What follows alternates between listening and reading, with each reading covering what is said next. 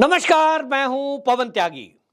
Collegium को लेकर केंद्र सरकार और सुप्रीम कोर्ट पिछले काफी दिनों से आमने सामने है।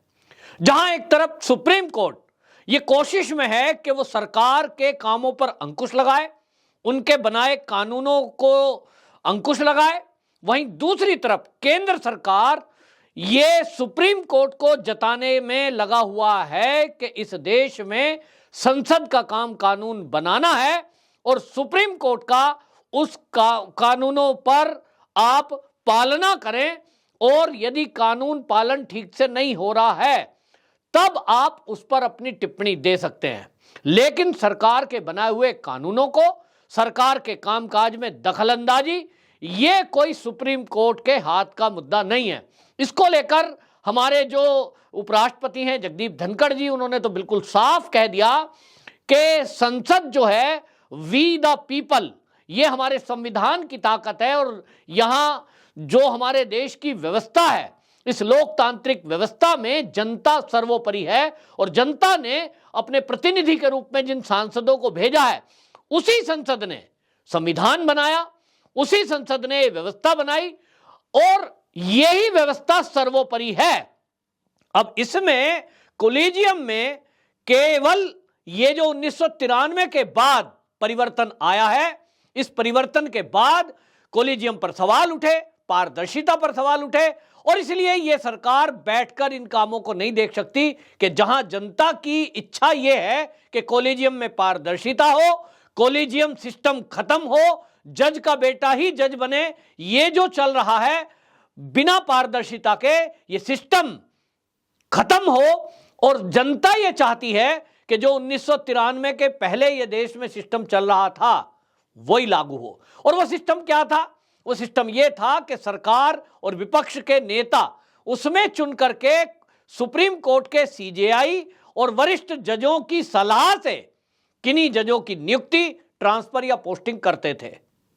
धीरे धीरे जुडिशरी ने सरकार के काम में दखल देना शुरू किया और आज नौबत यहां तक आ गई है कि फाइलें बार बार जजों की नियुक्ति की वापस हो रही है। सुप्रीम कोर्ट भेजता है सरकार को सिग्नेचर के लिए, सरकार वापस भेज देती है और उन वापसी भेजने में अल्टीमेटली जो जनता है वो हर्ज हो रही है, उसका उसी का नुकसान है, क्योंकि करोड़ों केस हमारे पूरे देश में पेंडिंग पड़े हैं। कोर्ट में जजों की नियुक्तियां अगर समय पर नहीं होंगी, प्रमोशन ठीक टाइम पे नहीं होंगे, ट्रांसफर ठीक से नहीं होंगे, तो फिर काम कैसे चलेगा। लेकिन अब इंडियन एक्सप्रेस के हवाले से यह खबर आई है बाहर, और आपको बता दूं जो इंडियन एक्सप्रेस का जो आपको बताएं प्रोग्राम था उसमें यह बात भी उठी थी, और अब जो किरण रिजिजू जी की शुरुआत हुई थी इंडियन एक्सप्रेस के कॉन्क्लेव में, वो किरण रिजिजू जी से पूछा गया था कि भाई जो सुप्रीम कोर्ट है वो ये आरोप लगा रही है सरकार पे कि सरकार उनके काम में दखलंदाजी कर रही है और फाइलों के ऊपर बैठी हुई है, इस पर आपका क्या कहना है। तो उन्होंने साफ कह दिया कि देखिए ये सरकार ऐसी नहीं है कि आप जो भी कुछ करें हम केवल सिग्नेचर कर दें, हम केवल सिग्नेचर करने के लिए तो नहीं बैठे हैं, हमारी राय हो और वो राय में सुप्रीम कोर्ट हमें ये बताए, हमें भी ये पता हो कि आप जिसको जज बनाने जा रहे हैं आखिरकार उसमें ऐसी खासियत क्या है, उनके बारे में डिटेल क्या है। और किरण रिजिजू जी ने कहा कि यह सरकार का काम है कि जज किसको बनाना है और किसको नहीं, यह जजों का काम नहीं है। कोई भी आईएएस की नियुक्ति नहीं करता है, सरकार करती है, एक सिस्टम करता है उसका। आईपीएस की नियुक्ति कोई भी ऐसा नहीं है कि कुछ आईपीएस 4-5 मिलकर किसी भी एक व्यक्ति को जो ग्रेजुएट हो कह दें भाई ये आईपीएस आज से हो गया, उसका एक सिस्टम है। तो जब इस देश में आईएएस बनने के लिए एक परीक्षा और सिस्टम है, आईपीएस बनने के लिए एक सिस्टम है, तब फिर जजों को बनाने के लिए कोई सिस्टम क्यों ना हो। और ये इंडियन एक्सप्रेस के जब कार्यक्रम में किरण रिजिजू जी ने ये सवाल उठाया, इस पर भी सुप्रीम कोर्ट ने टिप्पणी कर दी। अब आपको बताएं इंडियन एक्सप्रेस के ऑनलाइन वर्जन पर एक खबर आई है, और वो खबर ये है कि जो कानून मंत्री किरण रिजिजू जी हैं, इन्होंने फिर से एक बार एक पत्र लिखा है और वो सुप्रीम कोर्ट को पत्र लिखते हुए ये कहा है कि ठीक है भाई, आप कोलिजियम में जो जज हैं हमें इन पे कोई आपत्ति नहीं है, लेकिन इसमें सरकार का नुमाइंदा भी शामिल होना चाहिए। साफ कर दिया कि भाई ठीक है, आप इसमें हमारी तरफ से हम केवल एक नुमाइंदा आपको दे रहे हैं जो सरकार का प्रतिनिधित्व करेगा, और वो सरकार का नुमाइंदा केवल ये देखेगा कि आप जिसको जज बनाने जा रहे हैं वो जज की बैकग्राउंड क्या है। कहीं ऐसा तो नहीं है कि उसके खिलाफ कोई भ्रष्टाचार का केस हो, उसके खिलाफ कोई आईबी की रिपोर्ट गलत हो। और यह सरकार का काम है।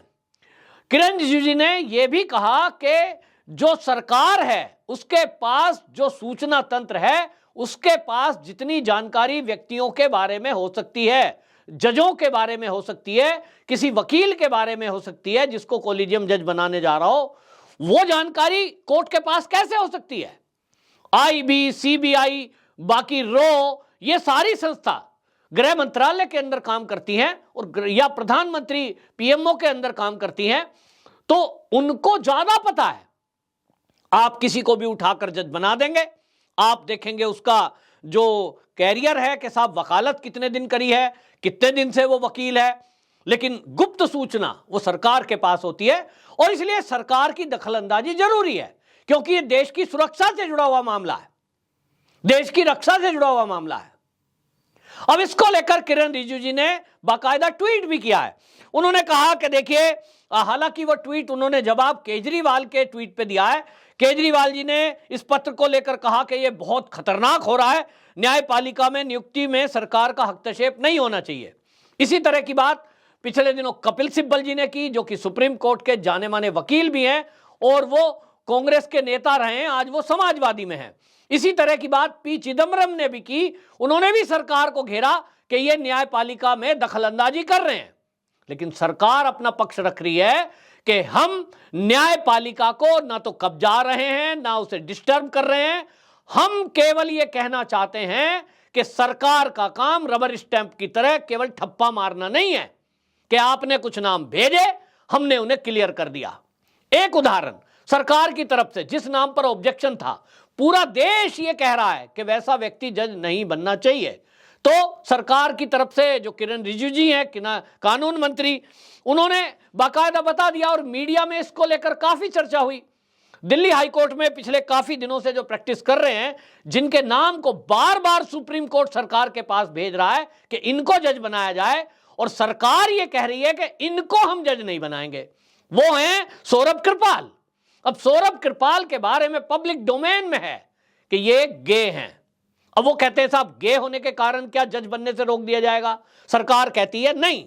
सरकार के सूत्र ये कह रहे हैं कि ये गे होने के कारण से नहीं रोका जा रहा है, ये केवल इसलिए रोका जा रहा है कि आईबी की रिपोर्ट है कि इन गे सौरभ कृपाल जो वकील हैं, इनका जो पार्टनर है वो विदेशी पार्टनर है और वो देश के लिए खतरा हो सकता है, ऐसा आईबी की रिपोर्ट है। अब ये क्लियरेंस किसी के भी लिए यदि नहीं होगी आईबी की, और हम उसको दरकिनार करते हुए केवल सुप्रीम कोर्ट के कोलिजियम की बात मान लेते हैं और इनको जज बना देते हैं, तो ये कैसे फैसले देंगे कल को? आपको एक उदाहरण बताता हूं कैसा होता है मामला। अभी ये वंशवाद देश के लिए कैसे खतरनाक है, इसका एक बानगी देखिए आप। एक हमारे देश में न्यायाधीश थे के.एम. जोसेफ, और के.एम. जोसेफ जो है अभी फिलहाल वो हैं, उन्होंने सुदर्शन चैनल के जो सुरेश चौहान के, उनको ये कहा है कि ये जो भाषा बोले हैं, उन्होंने आज के कुछ साल पहले एक कार्यक्रम में बोलते हुए ये कह दिया था कि ये हिंदू राष्ट्र देश है और हिंदू राष्ट्र बनना चाहिए, घोषित होना चाहिए। इसको लेकर ये जो जज साहब हैं, इनकी टिप्पणी है कि ये हेट स्पीच है, जबकि इस भारत में कितने ही लोगों ने 15 मिनट पुलिस हटा लो ऐसे बयान दिए हैं उनको, और ऐसे बहुत सारे थे जो प्रधानमंत्री को मारने और देखने की बात कर रहे थे, उनके इन्हीं कोर्ट ने उनकी जमानत याचिका मंजूर कर दी तुरंत। योगी पुलिस ने उनको पकड़ने के लिए हाई कोर्ट ने केस किया कि इनको तुरंत गिरफ्तार किया जाए, जहरीला भाषण है, ये देश के एक चुने हुए प्रतिनिधि को, योगी जी को देख लेने की बात कर रहे हैं, इनको गिरफ्तार किया जाए। लेकिन कपिल सिब्बल उनके वकील बने और वो समाजवादी पार्टी के नेता आजम खान के बेटे को वो जो है वहां सुप्रीम कोर्ट ने तत्काल गिरफ्तारी से रोक लगा दी। क्यों? हेट स्पीच नहीं थी। आज ये जो है के.एम. जोसेफ सुदर्शन चैनल के मालिक सुरेश चौहान पर ये कहते हैं कि साहब एफआईआर दर्ज करो। इन्होंने कैसे कह दिया? अब हिंदू राष्ट्र बनाना या बनना चाहिए, ये इस देश के करोड़ों लोगों की भावना है।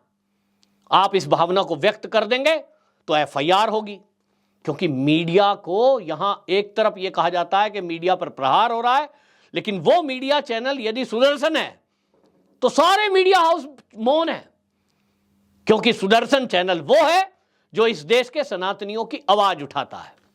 ये जो खेल चल रहा है, इस खेल को समझें। कौन है ये केएम जोसेफ जो ये सुदर्शन चैनल को बंद कराना चाहते हैं? इनके पिता थे के मैथ्यू, और के मैथ्यू जो है वो न्यायाधीश जी ने इस देश की जो मूल भावना है, सद्भावना है, उसके खिलाफ कभी एक फैसला दिया था। उन्होंने कहा था ऊंची जातियां निचली जातियों का दमन करती हैं। यह उनका बयान था। क्या इस देश में ऐसा है? लेकिन इस बयान के बाद फिर नैरेटिव चलाया गया, फिर कोर्ट में और ऐसे कई केस आए और एक कोशिश की गई कि हिंदुओं को जाति के आधार पर बांटा जाए, आपस में लड़ाया जाए, और आज भी नैरेटिव चल रहा है ऊंची जात नीची जात का। लेकिन सुप्रीम कोर्ट के किसी एक सीजेआई का यह बयान, इस तरह की टिप्पणी, ये क्या ठीक थी? इस पर अलग से बहस हो सकती है, लेकिन यह बयान आया। ये अब आज आप देख लीजिए ये कैसा खेल चलता है कि जिन सौरभ कृपाल को बार बार ये कॉलेजियम जज बनाने पे तुला हुआ है और सरकार नाम वापस करती है, ये फिर से भेज देते हैं। वो उनके जो पिता थे बीएन कृपाल, वो सीजेआई थे, और ये जो सीजेआई थे उन्होंने अपने सीजेआई रहते वाईवी चंद्रचूड़ जो सीजेआई बने, उनको रिकमेंड किया था। अब आप समझ रहे हैं, उनको चंद्रचूड़ को रिकमेंड किया था। आज वो चंद्रचूड़ के जो डीवाई चंद्रचूड़ हैं बेटे हैं।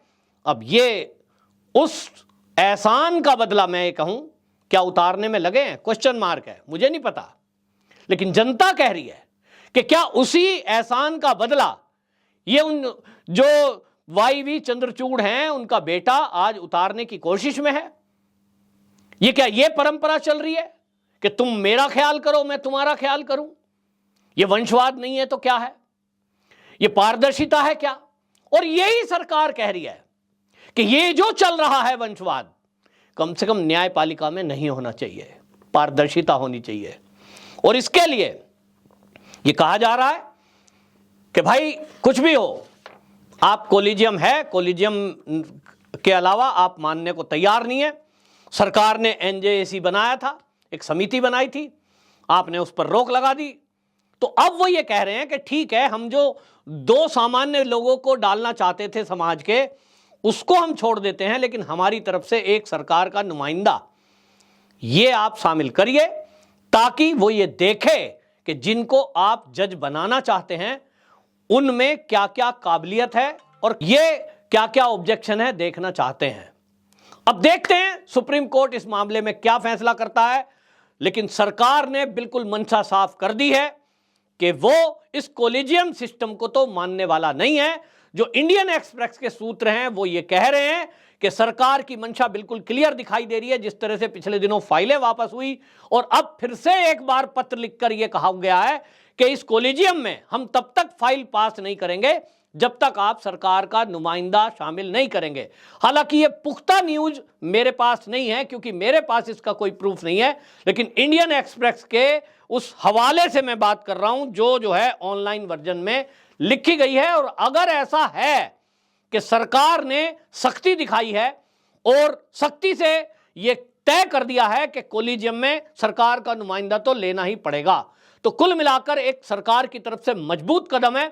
और मैं तो यह देख रहा हूं कि पहली बार ऐसी सरकार केंद्र में है जो सीधे सीधे संविधान के तौर लिए और पारदर्शिता काम के लिए सुप्रीम कोर्ट से सीधे सीधे भिड़ गई है। एक तरह से देखना होगा अब ये इसका परिणाम क्या निकलता है, लेकिन जिस तरह से विपक्ष इस पर राजनीति कर रहा है वो अशोभनीय है, क्योंकि देश के राष्ट्रपति जी और देश के उपराष्ट्रपति जी की कोई टिप्पणी पर टिप्पणी करना मैं नहीं समझता कि वो न्याय संगत है, क्योंकि वो सर्वोच्च पदों पर बैठे हैं। लेकिन हम अपनी राजनीतिक रोटियां सेकने के लिए कहीं ना कहीं गलत काम के भी साथ खड़े हो जाते हैं। यह बड़ा दुर्भाग्यपूर्ण है। आपकी क्या राय है कमेंट बॉक्स में जरूर लिखना। और आपको क्या लगता है कि क्या मोदी इस मामले में मान लेंगे जो सुप्रीम कोर्ट चाहता है, या मोदी की ही बात माननी पड़ेगी कोलिजियम को? अब आप ये भी एक बात अंत में बताऊं आपको कि सरकार जहां एनजेएसी में 2 आम सामान्य व्यक्ति रखना चाहता था, समाज के 2 सीनियर मोस्ट न्यायाधीश रखना चाहते थे सुप्रीम कोर्ट के, और सीजेआई उसकी अध्यक्षता करते, यानी हेड वही रहेंगे, लेकिन एक विपक्ष का नेता और एक सरकार का नुमाइंदा, ऐसे करके वो 7 लोगों की एक कमेटी बनाने का विचार एनजेएसी का जरिए था। लेकिन अब सरकार ने कुछ समझौता जैसा किया है। उन्होंने कहा कि ठीक है, आप हमारा एक नुमाइंदा ले लो, बाकी जज जो कोलिजियम में हैं वो एज इट इज रहें। तो सरकार ने कहीं एक तरफ से टकराव की भूमिका को खत्म करने के लिए बीच का रास्ता निकाला है। देखना होगा सुप्रीम कोर्ट भी क्या इस बीच के रास्ते में समझौते की मुद्रा में आता है या इसी तरह से अड़ियल रुख अपनाता है। वंदे मातरम।